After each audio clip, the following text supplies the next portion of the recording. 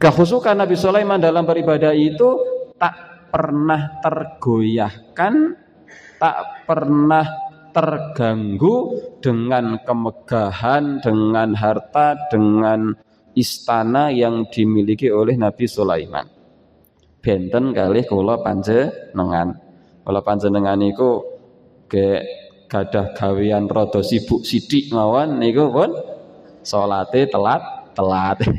Padahal sibuk sithik ya, mboten sibuk ada sibuk sithik nih. Pun kok wis komat pun lali niku to. Nabi Sulaiman kekayaannya yang luar biasa, kesibukannya hebat luar biasa itu tak pernah menggeser, menggoyahkan sedikit pun dari kekhusukan ibadah kepada Allah Subhanahu wa taala. Maka Nabi Sulaiman dikatakan sebagai ni'mal abdu, hamba yang terbaik. Assalamualaikum warahmatullahi wabarakatuh.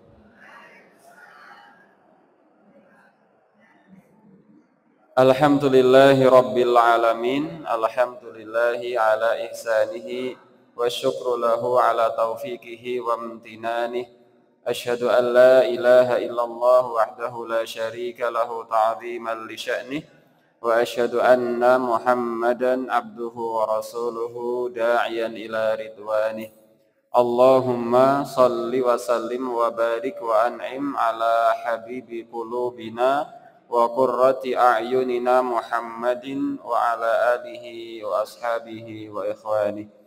Qala Allah ta'ala fi kitabihil karim, ya ayyuhalladzina amanu taqullaha haqqa tuqatih wa la tamutunna illa wa antum muslimun. Rabbi shrah li sadri wa yassir li amri wahlul 'uqdatam min lisani yafqahu qawli. Allahumma 'allimna ma yanfa'una wanfa'na bima 'allamtana wa zidna ilma. Amma ba'd. Akhwani fillah rahimani wa rahimakumullah, ibu bapak yang semoga senantiasa dirahmati oleh Allah Subhanahu wa taala. Senantiasa kita panjatkan puji syukur kita kehadirat Allah Subhanahu wa taala atas segala limpahan nikmat yang Allah Subhanahu wa taala telah berikan kepada kita semua. Di antara kenikmatan yang Allah Subhanahu wa taala berikan kepada kita adalah nikmat iman dan Islam.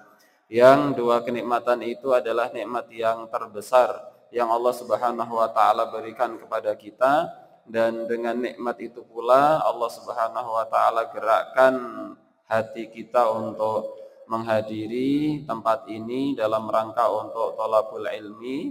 Semoga apa yang kita niatkan menjadi pemberat timbangan amal kebaikan kelak di akhirat. Salawat dan salam semoga senantiasa tercurahkan kepada uswah kita, teladan kita, baginda Nabi Agung Muhammad sallallahu alaihi wasallam, keluarganya, sahabat-sahabatnya, para tabi'in, tabi'ut tabi'in, dan seluruh umatnya yang istiqomah menjalankan agama Islam sampai datangnya hari kiamat kelak. Ikhwani fillah, Bapak Ibu yang semoga senantiasa dirahmati oleh Allah Subhanahu wa taala. Pertemuan sebelumnya kita menyampaikan sirah atau kisah Nabi Dawud alaihi salam dalam dua pertemuan.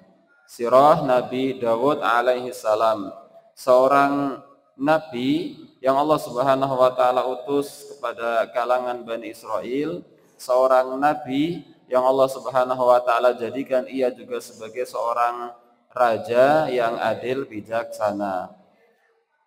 Nabi Daud alaihi salam memiliki putra, yang putra itu diberi nama Sulaiman.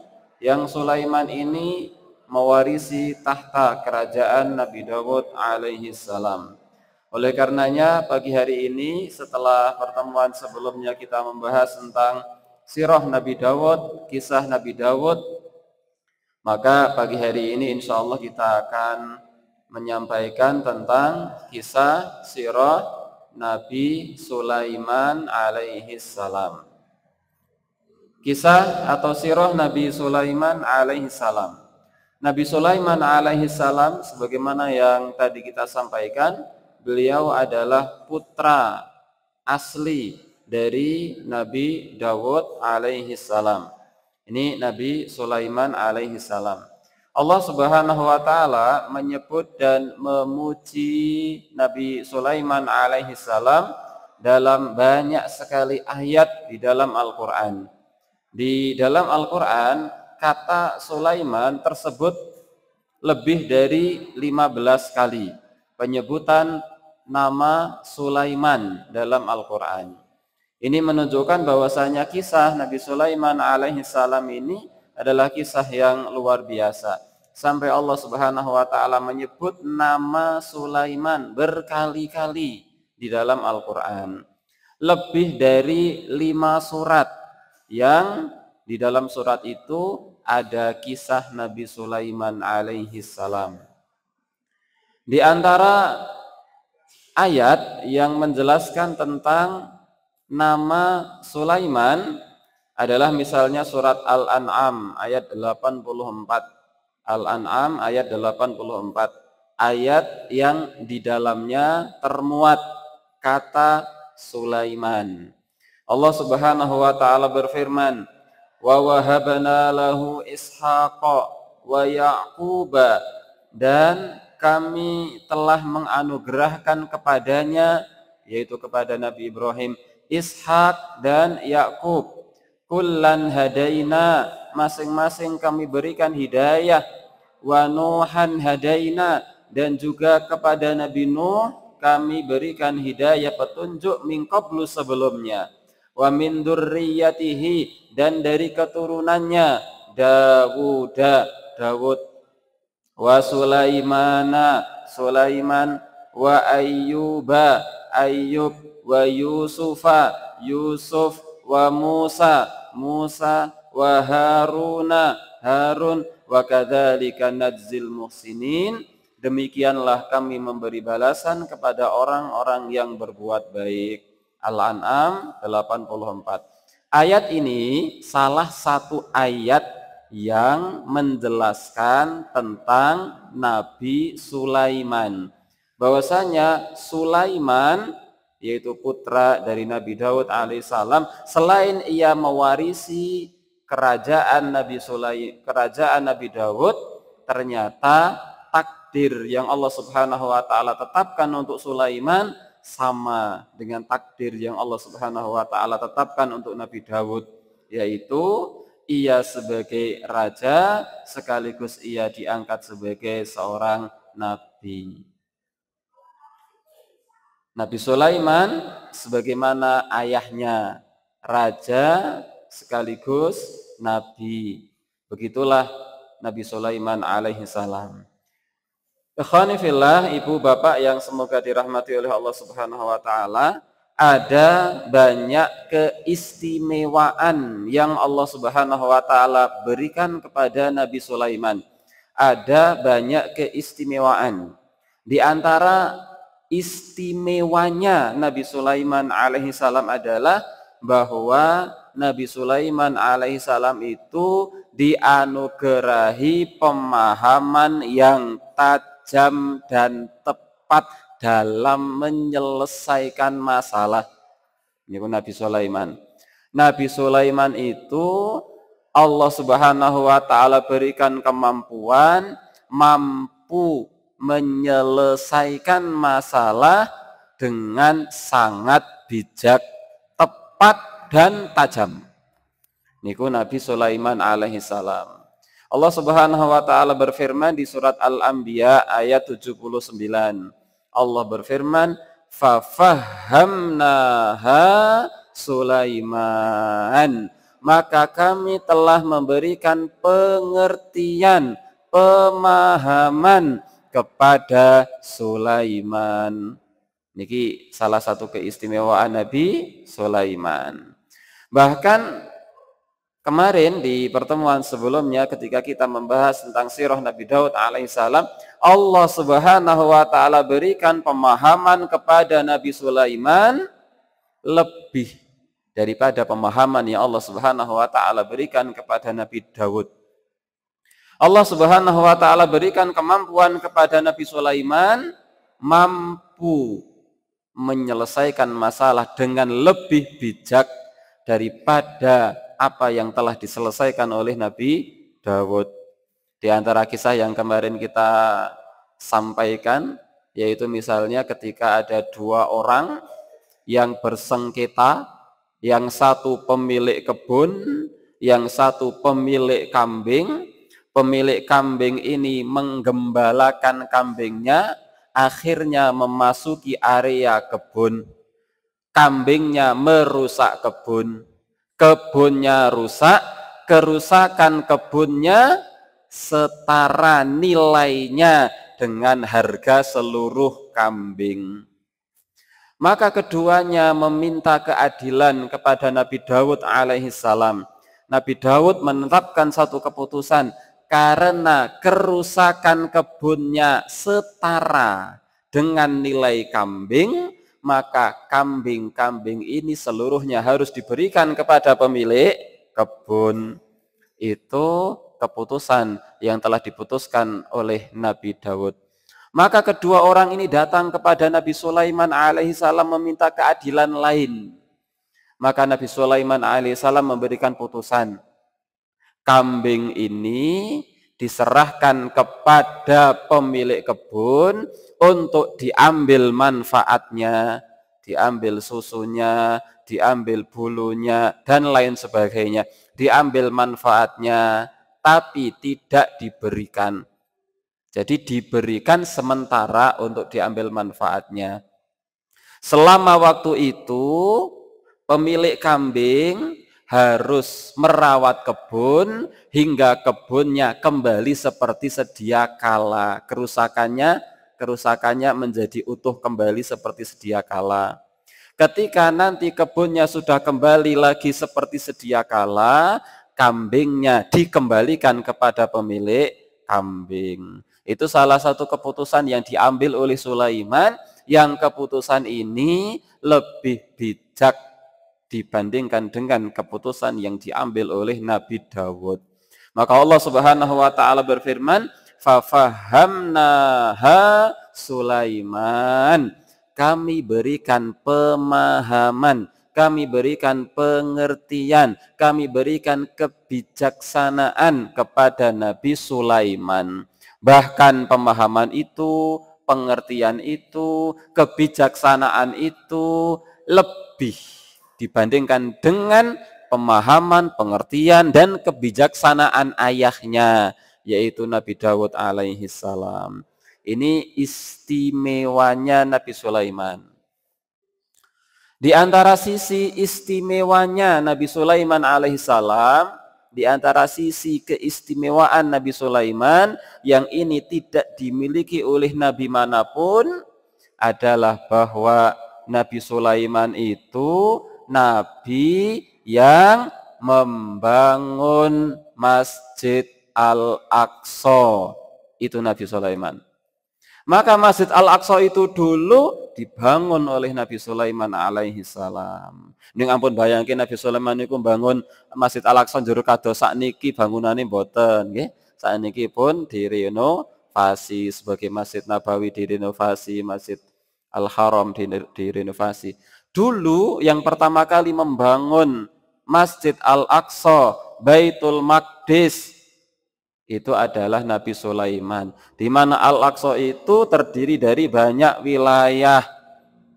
Komplek Al-Aqsa, ya, yang masjidnya hari ini itu pusatnya di masjid yang berwarna biru kubahnya. Dan masjid yang berbentuk segi berapa itu, yang kubahnya emas, itu adalah kubah As-Sokhra. Itu juga berada di komplek Al-Aqsa. Tapi Al-Aqsa yang dulu menjadi pusat kiblat kaum muslimin, itu adalah masjid yang kubahnya warna biru. Nah, itu yang membangun pertama kali adalah Nabi Sulaiman alaihissalam. Ikhwani fillah, Bapak Ibu yang semoga dirahmati oleh Allah Subhanahu wa taala, Rasul sallallahu alaihi wasallam bersabda tentang Masjid Al-Aqsa. Yang ini menjadi masjid yang paling istimewa di antara sekian banyak masjid di atas muka bumi. Ada 3 masjid yang paling istimewa menurut kaum muslimin. Yang pertama adalah Masjidil Haram, yang kedua adalah Masjid Nabawi, dan yang ketiga adalah Masjid Al-Aqsa. Ya, Al-Aqsa ini yang membangun adalah Nabi Sulaiman. Kalau Masjidil Haram yang membangun pertama kali adalah Nabi Ibrahim. Kalau Masjid Nabawi yang membangun adalah Nabi Muhammad sallallahu alaihi wasallam. Jadi Nabi Ibrahim itu membangun Masjidil Haram, Nabi Muhammad membangun Masjid Nabawi, dan Nabi Sulaiman membangun Masjid Al-Aqsa. Tentang 3 masjid ini Rasul sallallahu alaihi wasallam pernah bersabda, la tushaddur rihalu illa ila thalathati masajid. Kalian tidak boleh bersusah payah mengadakan perjalanan ke sebuah tempat kecuali menuju 3 masjid. Yang pertama kata Rasul sallallahu alaihi wasallam, al-Masjidil Haram, Masjidil Haram. Yang kedua, Masjidir Rasul sallallahu alaihi wasallam, masjidnya Rasul yaitu Masjid Nabawi. Dan yang ketiga, wa Masjidil Aqsa, dan Masjid Al-Aqsa. Kata Nabi, kalian tidak boleh bersusah payah banting tulang untuk menuju ke sebuah tempat kecuali ke 3 masjid. 1 Masjidil Haram, 2 Masjid Nabawi, 3 Masjid Al-Aqsa. Maka demi menuju 3 masjid itu boleh bagi seseorang untuk bersusah payah, rela menyisihkan uangnya demi ke sana, harus rela menjual tanahnya misalnya, ingin pergi ke sana, boleh. Karena kata Nabi, la tushaddur rihal illa ila thalathati masajid. Tidak boleh banting tulang, susah payah, jungkir balik menuju ke sebuah tempat kecuali menuju 3 tempat. Masjid Nabawi, Masjid Haram, Masjid Al-Aqsa. Makanya kalau sampai bersusah payah, jungkir balik, bagaimana caranya supaya bisa menuju Masjidil Haram, Masjid Nabawi, Masjid Al-Aqsa? Boleh. Sampai harus jual tanah, sampai harus jual mobil, sampai harus jual motor misalnya. Ini namun misalnya. Hanya agar bisa pergi ke Masjidil Haram, misalnya haji misalnya. Pergi ke Masjid Nabawi boleh. Tapi kalau selain 3 tempat itu tidak perlu. Saya pengen pergi ke Masjid Syekh Zayed Solo. Sampai rela menjual tanah, tidak perlu. Tapi kalau memang punya banyak uang, terserah mau kemana-mana. Ya. Kalau mau punya uang, terserah mau kemana-mana. Tapi sampai jungkir balik, susah payah, tidak boleh. Rela, ngontel, panas-panasan, kelaparan, hanya ingin ke Masjid Istiqlal, nggak boleh. Tapi kemarin ada kisah, itu orang Magelang rela ngontel sampai Makkah. Itu boleh. Karena Rasul bersabda, la tushaddur rihal, tidak boleh bersusah payah jungkir balik menuju ke sebuah tempat kecuali 3 tempat. Maka ziarah yang paling utama, yang paling istimewa, tak tertandingi kemuliaannya, itu adalah ziarah ke 3 tempat.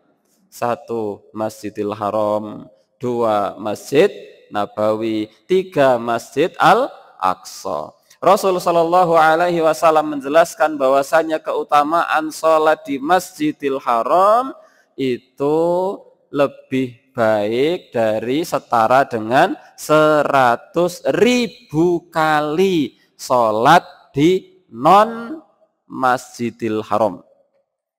Bayangin gue, sholat sekali di Masjidil Haram itu pahalanya 100.000, bukan 100, bukan 1000, 100.000 kali dibandingkan dengan sholat di selain Masjidil Haram.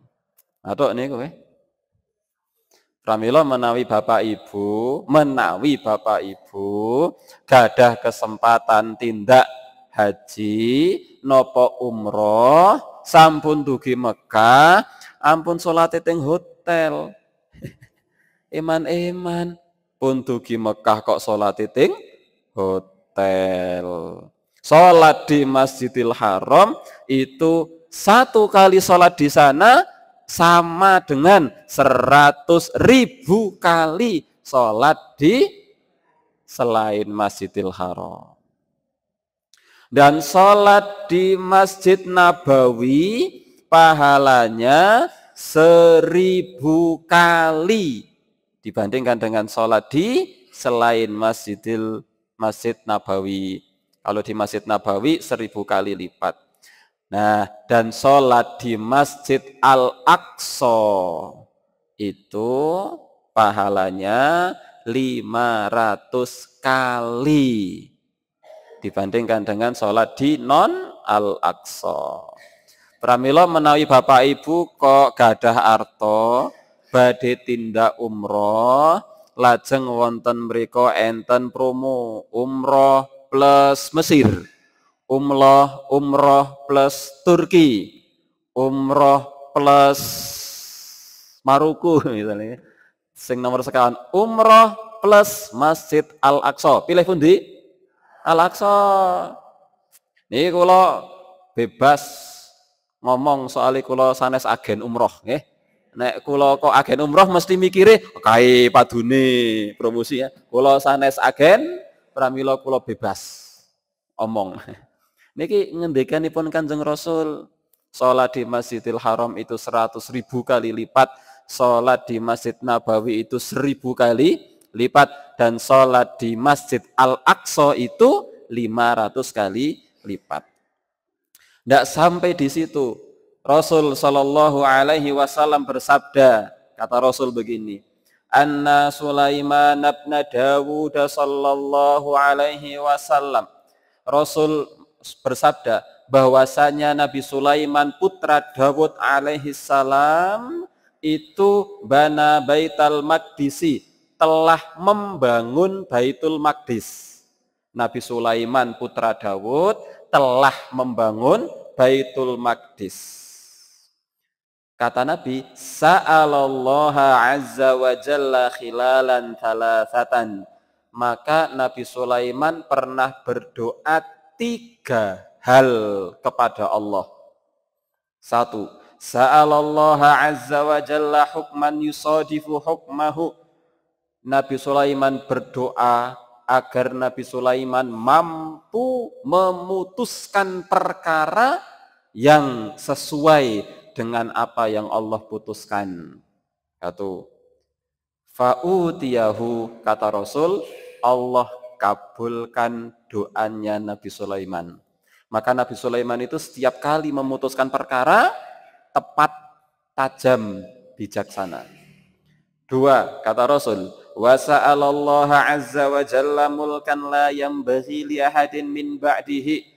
Nabi Sulaiman alaihissalam berdoa agar diberikan kerajaan istana, keraton kerajaan yang tidak akan pernah ada kerajaan yang seperti kerajaannya Sulaiman.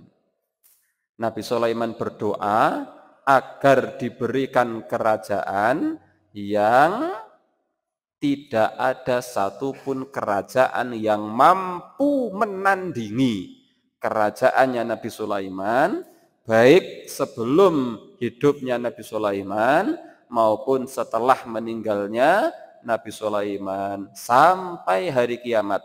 Tidak ada kerajaan yang mampu menandingi kerajaan Nabi Sulaiman. Fa'utiyahu, Allah kabulkan doanya itu. Maka sampai kiamat tidak akan ada kerajaan yang mampu menandingi kerajaan Nabi Sulaiman. Wa sa'alallaha azza wa jalla hina faragha min bina'il masjid. Dan tatkala Nabi Sulaiman telah selesai membangun Masjid Al-Aqsa, ketika Nabi Sulaiman telah selesai membangun Masjid Al-Aqsa, Nabi Sulaiman berdoa, alla ya'tiyahu ahadun la yanhazuhu illa sholatu fihi. Tidaklah ada orang yang berniat pergi ke Al-Aqsa yang niatnya memang hanya untuk sholat. Nah, ini penting. Menawi kula panjenengan pengin tindak wonten Masjid Al-Aqsa, ampun niate piknik, ampun niate selfie, lajeng diupload wonten story WA. Niate niku sanes niat selfie. Foto-foto mboten napa-napa, ning ampun niat utamane niku niat ingkang angka swidak, niat foto-foto kenangan niku hanya untuk kenangan, itu niatan yang kesekian. Tapi bahwa niat utamanya bukan untuk piknik, niat utamanya bukan untuk selfie, tapi niat utama ke Masjid Al-Aqsa itu untuk sholat. Siapapun orangnya, Nabi Sulaiman berdoa, ya Allah, siapapun orangnya yang mendatangi masjidku ini, Masjid Al-Aqsa, yang niat utamanya hanya untuk sholat, ayyukhrijahu min khati'atihi kayaumi waladathu ummuhu. Dia selepas keluar dari Al-Aqsa, dia bersih dari seluruh dosanya seperti bayi yang baru lahir dari perut ibunya. Niki keistimewaan Masjid Al-Aqsa. Sholat di Al-Aqsa dengan tujuan memang untuk sholat, bukan untuk yang lain, itu bisa menghapus dosa-dosa yang pernah kita lakukan, seperti ketika ibunya melahirkan dirinya. Nah, ini keutamaan Masjid Al-Aqsa. Nah, ternyata Masjid Al-Aqsa itu yang membangun adalah Nabi Sulaiman. Ya, jadi kita perlu tahu bahwasanya yang membangun Masjidil Haram itu Nabi Ibrahim. Yang membangun Masjid Nabawi Nabi Muhammad, dan yang membangun Masjid Al-Aqsa itu Nabi Sulaiman. Dulu yang membangun di sini maksudnya adalah yang pertama kali awal mula membangun, dengan bangunan versi awal mereka masing-masing. Masjidil Haram versi awalnya Nabi Ibrahim, batu-batu niku. Masjid Nabawi ya versi zaman Nabi Muhammad, pelepah kurma dan lain-lain, tiang-tiangnya itu. Dan Masjid Al-Aqsa ya versi Nabi Sulaiman yang lebih megah daripada masjid yang lain karena ada di wilayah istana Sulaiman. Ikhwani fillah rahimani wa rahimakumullah, itu beberapa keistimewaan Nabi Sulaiman, dan insya Allah nanti di beberapa kisah Nabi Sulaiman juga akan muncul keistimewaan Nabi Sulaiman alaihi salam yang tidak dimiliki oleh nabi-nabi yang lain. Ikhwani fillah, Bapak Ibu yang semoga dirahmati oleh Allah Subhanahu wa taala, kita lihat beberapa penggalan kisah Nabi Sulaiman alaihi salam yang disebutkan dalam Al-Qur'an. Sebelum kisahnya Nabi Sulaiman yang paling terkenal niku kisah Nabi Sulaiman dengan sinten? Ratu Bilqis. Sebelum kita ke sana, kita melihat dulu penggalan kisah yang pernah terjadi di zaman Nabi Sulaiman alaihi salam. Ikhwani fillah rahimani wa rahimakumullah, kita lihat di dalam Al-Qur'an surat Shad ayat 30 sampai 33. Ayat 30 sampai 33 surat Shad. Allah Subhanahu wa taala berfirman tentang kisah Nabi Sulaiman alaihi salam. Wa wahabna li Dawud Sulaimana, dan kami karuniakan kepada Nabi Dawud Nabi Sulaiman. Siapa Nabi Sulaiman itu, seperti apa ia? Ni'mal abdu, ia adalah sebaik-baik hamba. Innahu awwab. Nabi Sulaiman itu adalah orang yang sangat taat kepada Tuhannya. Nabi Sulaiman itu dua dalam ayat ini yang Allah sifati tentang Nabi Sulaiman. Satu, ni'mal abdu, sebaik-baik hamba.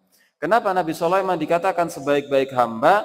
Karena kekayaannya luar biasa, istananya megah tak tertandingi, tetapi semua itu tidak mampu menggeser, tidak mampu menggoyahkan, tidak mampu menyibukkan kekhusyukan Nabi Sulaiman dalam beribadah.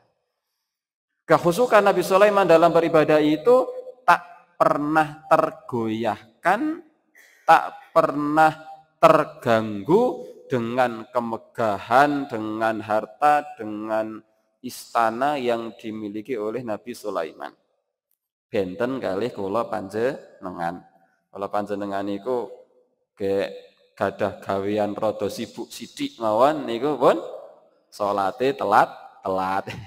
Padahal sibuk sithik ya, mboten sibuk ada sibuk sithik nih. Pun kok wis komat pun lali niku to. Nabi Sulaiman kekayaannya yang luar biasa, kesibukannya hebat luar biasa itu tak pernah menggeser, menggoyahkan sedikit pun dari kekhusyukan ibadah kepada Allah Subhanahu wa taala. Maka Nabi Sulaiman dikatakan sebagai ni'mal abd, hamba yang terbaik. Innahu awwab, sesungguhnya Nabi Sulaiman itu adalah orang yang sangat taat kepada Allah Subhanahu wa taala. Tatkala uridu alaihi bil ashiyyi safinatul jiyad, tatkala di suatu sore hari Nabi Sulaiman itu diperlihatkan kepadanya as-safinatul jiyad, pameran-pameran kuda. Kuda yang apa? Kuda itu adalah kuda yang tenang saat berhenti dan cepat saat berlari. Niku kuda sing hebat. Ketika kuda itu diminta berhenti, berhenti tenang. Ketika kuda itu diminta berlari, berlari dengan sangat cepat. Mboten kados sebagian jaran, nek kon mandek malah usil, nek kon mlaku lede misalnya. Mboten. Ini kuda yang hebat, kuda yang sekali diminta berhenti langsung berhenti dengan tenang, ketika diminta berlari, berlari dengan sangat cepat. Kuda-kuda pilihan niku.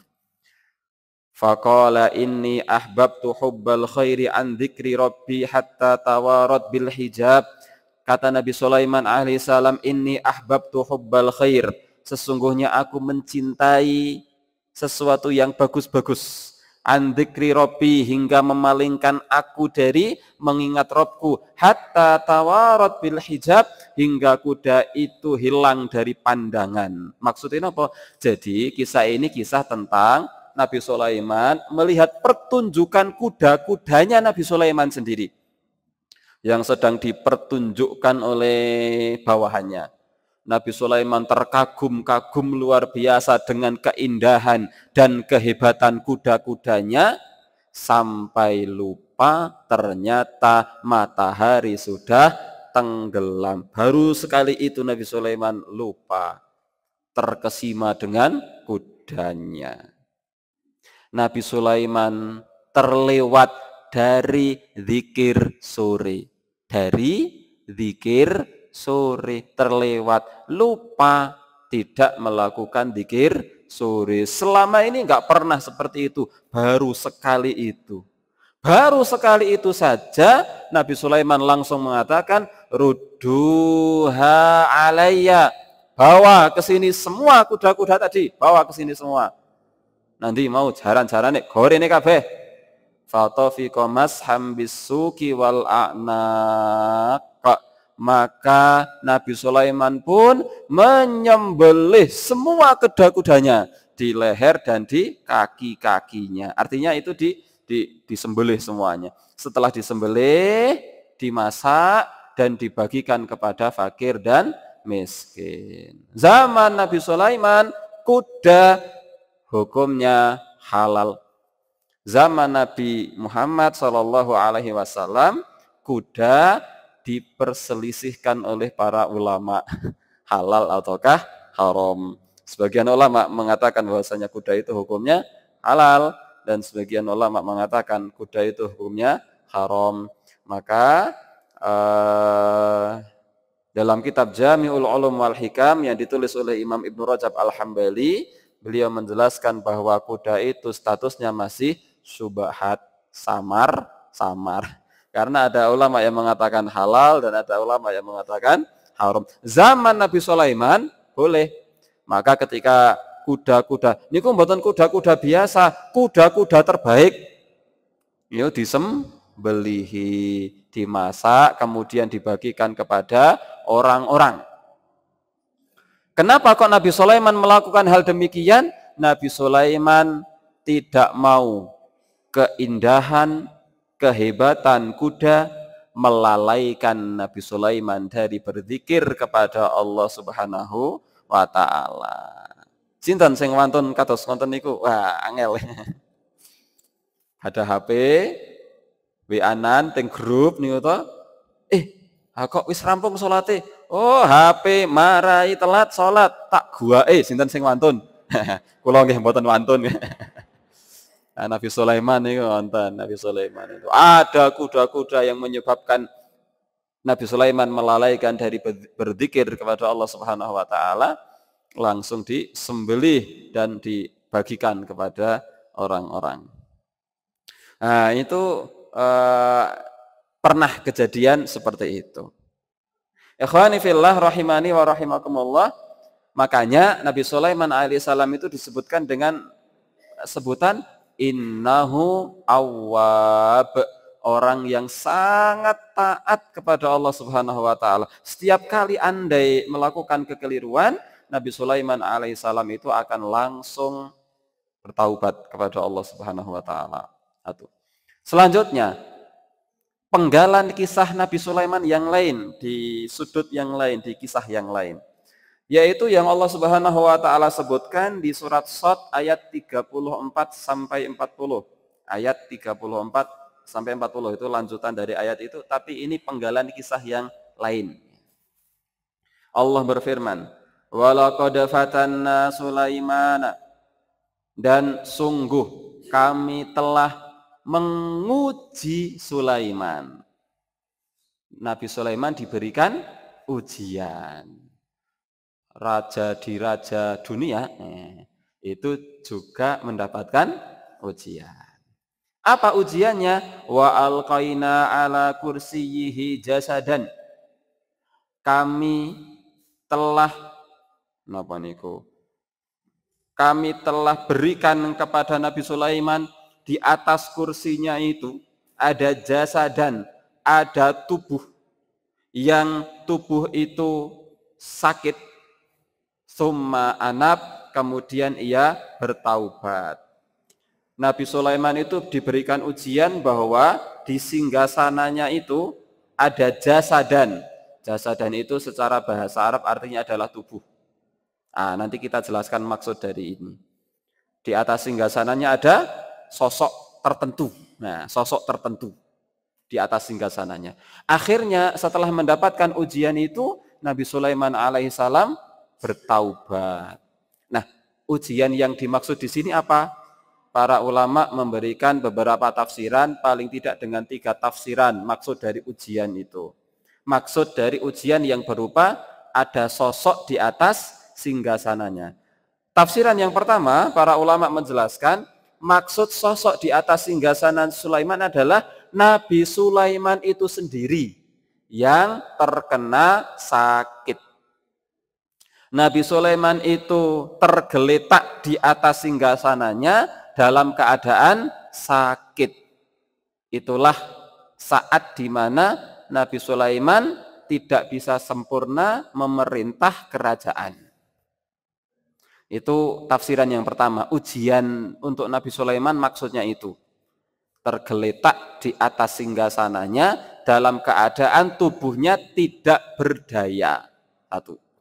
Tafsiran yang kedua, maksud sosok yang ada di atas singgasananya adalah yaitu jasad anaknya Nabi Sulaiman yang hanya setengah badan.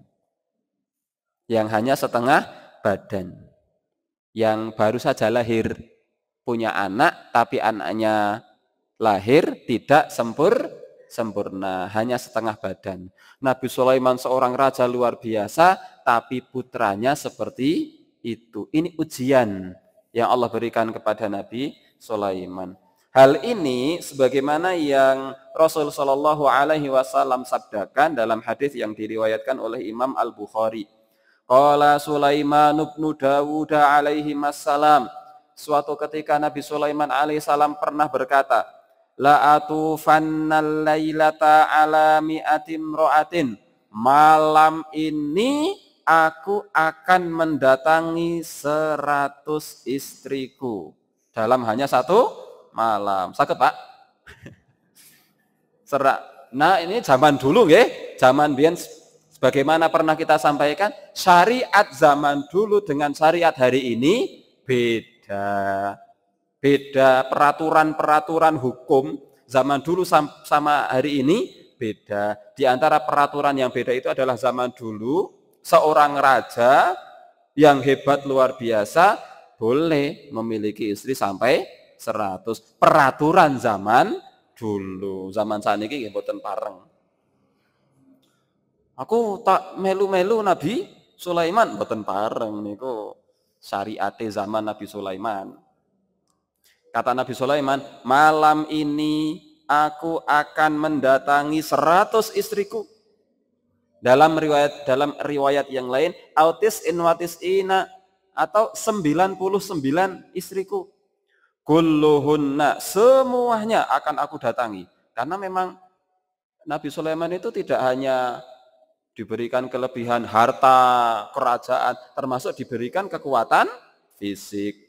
Ya'ti bifarisin yujahidu fi sabilillah, yang dari semua istri itu semuanya akan melahirkan anak yang menjadi pejuang-pejuang di jalan Allah. Men bengi iki tak tekani kabeh, men do duwe anak kabeh, njur kabeh-kabehe arek dadi pahlawan di jalan Allah. Faqala lahu sahibuhu, maka kemudian temannya Nabi Sulaiman yang mendengar niatan Nabi Sulaiman itu mengatakan, katakanlah wahai Sulaiman, insya Allah, katakan insya Allah. Falam yakul, Nabi Sulaiman lupa tidak membaca insya Allah. Lupa. Setuka muni ngono wae, ora muni insya Allah barang. Nabi Sulaiman lupa tidak membaca insya Allah. Pokoknya engko bengi 100 kabeh tak tekani. Muni insyaallah. Supe, mboten muni insyaallah. Padahal Allah berfirman ya, wala taqulanna li syai'in inni fa'ilun dzalika ghada illa ayyasha Allah. Jangan sekali-kali kamu mengatakan akan aku kerjakan besok kecuali dengan mengatakan insyaallah. Ning insyaallah wong Jawa kadang benten. Falam yahmil minhunna illam ra'atun wahidatun. Maka akhirnya 100 istrinya ini tidak ada satupun yang hamil, kecuali satu yang hamil. Itu saja setelah lahir, ja'at bisyikki rajulin. Ternyata setelah lahir tidak normal, hanya setengah badan, tidak normal. Walladzi nafsu Muhammadin biyadihi, kata Nabi Muhammad sallallahu alaihi wasallam ketika mengkisahkan tentang kisah ini, kata Nabi Muhammad, demi Allah, demi zat yang jiwa Muhammad berada dalam genggamannya, demi Allah, lau qala, seandainya kok Nabi Sulaiman mengatakan insya Allah, la jahadu fi sabilillahi fursanan ajmaun, maka 100 istrinya pasti akan melahirkan anak-anak semuanya yang semuanya menjadi pejuang-pejuang di jalan Allah. Nah, akhirnya ini hadis yang sahih diriwayatkan oleh Imam Bukhari. Maka ujian yang dimaksud dalam ayat tadi bahwa di atas singgasana Sulaiman ada seorang sosok, itu adalah anaknya. Yang Nabi Sulaiman akhirnya merasa, aduh, anak saya kok begini, merasa hatinya gundah, sedih. Itu ujian untuk Nabi Sulaiman.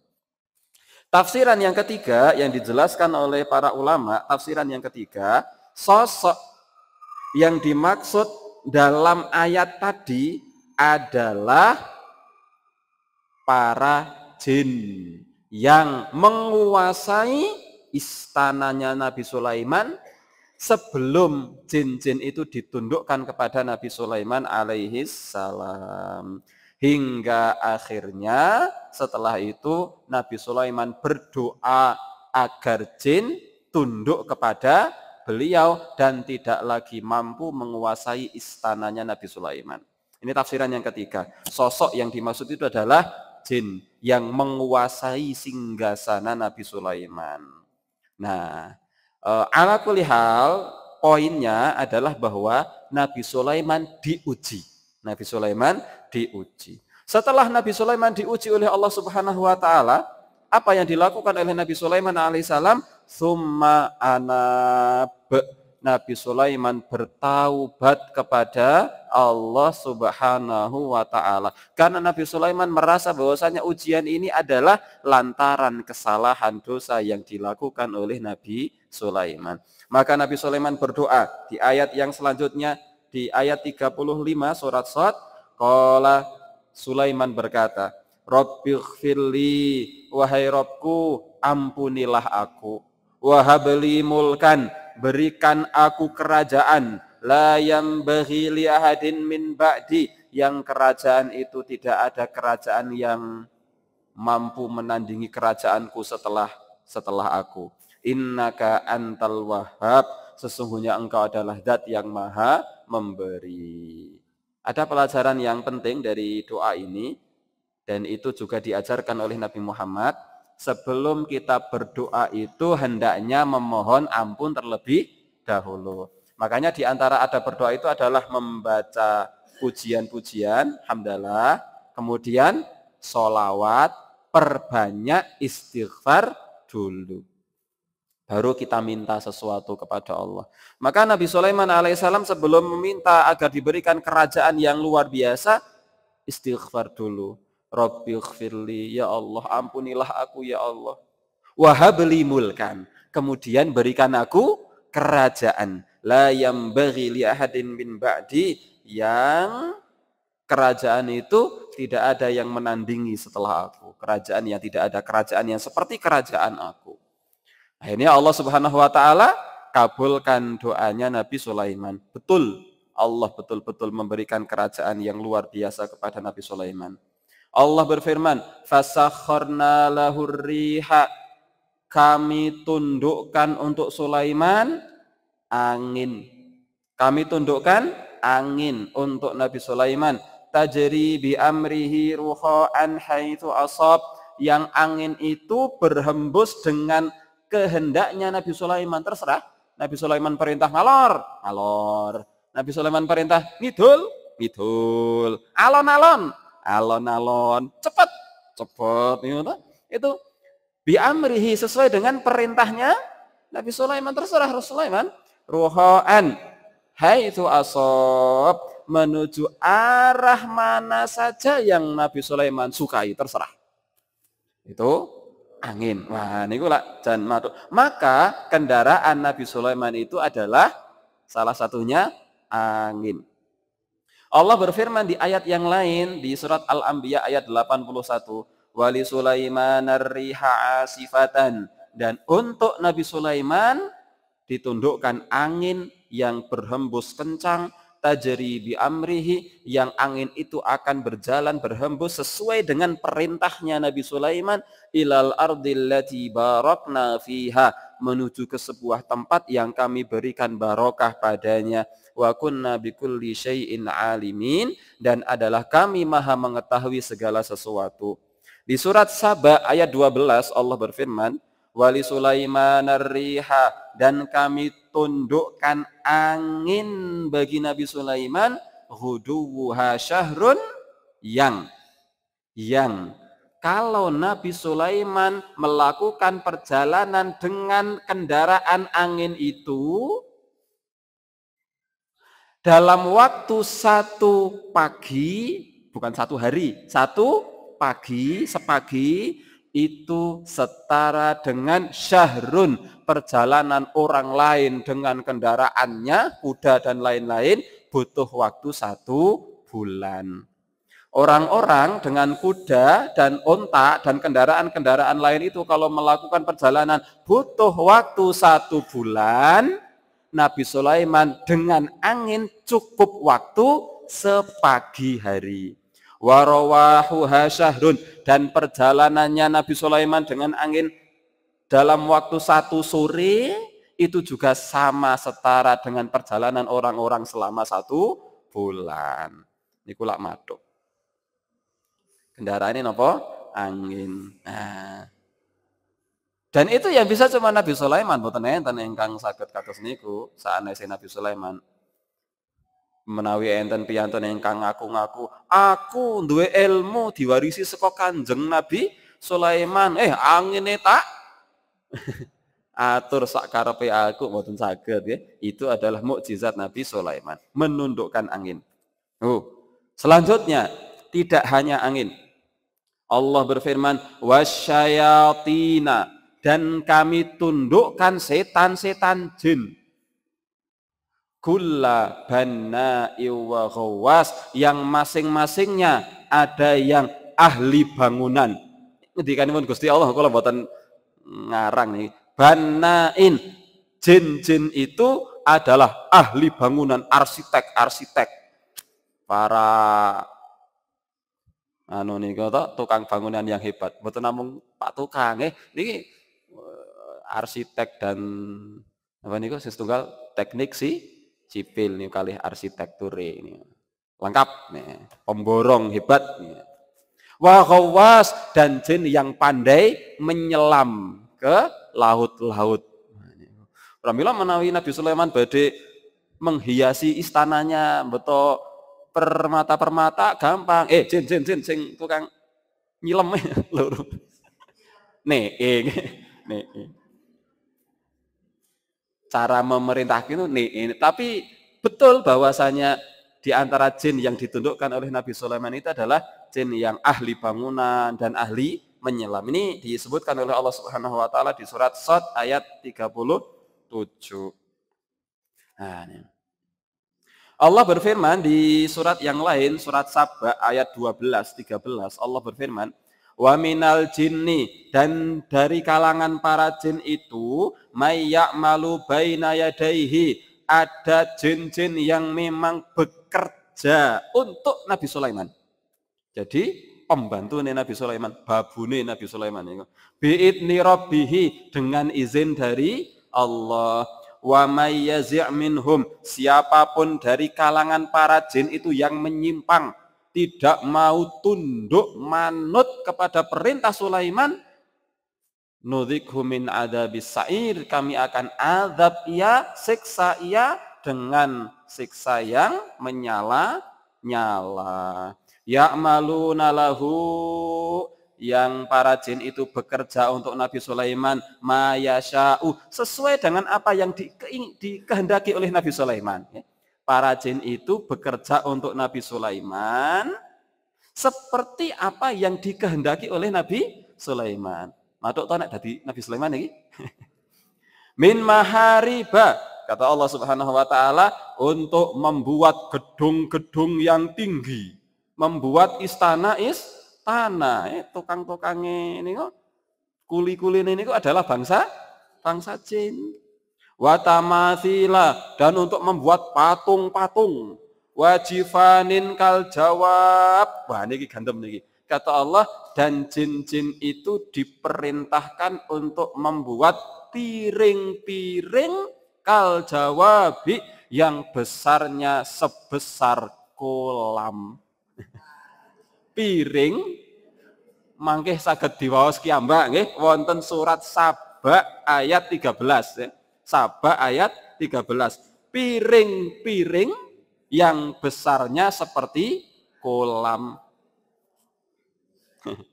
Wa kudurir rasiyat, dan jin-jin itu juga diperintah untuk membuat periuk-periuk yang tetap berada di atas tungkunya. I'malu ala Dawud syukra, bekerjalah wahai keluarga Dawud sebagai tanda syukur kepada Allah. Wa qalilum min ibadiyas syakur, tetapi sedikit dari hambaku yang pandai bersyukur. Nah, ini sih. Jadi pegawai-pegawainya Nabi Sulaiman itu diantaranya adalah para jin yang diperintahkan untuk membuat bangunan-bangunan tinggi istana, diperintah untuk membuat piring-piring yang besar seperti kolam, periuk-periuk, ada yang tugasnya menyelam, ada yang macam-macam. Gitu. Dan siapapun dari bangsa jin itu yang membangkang perintah Nabi Sulaiman, Allah yang akan mengadabnya. Nah, ini lah dekengan pusat tenan nih. Nabi Sulaiman alaihi salam. Nah, kemudian kita kembali kepada surat Shad ayat 34 sampai 40. Wa akharina, dan yang lain dari kalangan bangsa jin itu muqarronina fil asfat, yang terikat di belenggu-belenggu. Hadza atauna, inilah anugerah dari kami. Famnun au amsik bi ghairi hisab. Wah, ini lebih membuat pengen lagi. Famnun, maka wahai Sulaiman, silahkan kamu berikan itu kepada orang lain, au amsik, atau tahan untuk dirimu sendiri. Kekayaan itu silahkan kamu nikmati, silahkan berikan kepada orang lain bi ghairi hisab, tanpa diminta pertanggungjawaban. Wonten akhirat sugih mblegedu pol-polan, bandane niku pirang-pirang, ting akhirat mlebet swarga mboten dihisab. Lek jan matuk tenan niku. Tasih alit putra mahkota, dewasa diangkat jadi raja, tua pemerintahannya hebat luar biasa, meninggal masuk surga tanpa hisab. Jadi kerajaannya dari mana, untuk apa, istananya digunakan untuk apa, halal boten dihisab, boten dihitung. Wis pokoke teng akhirat mlebu swarga. Niku matuk.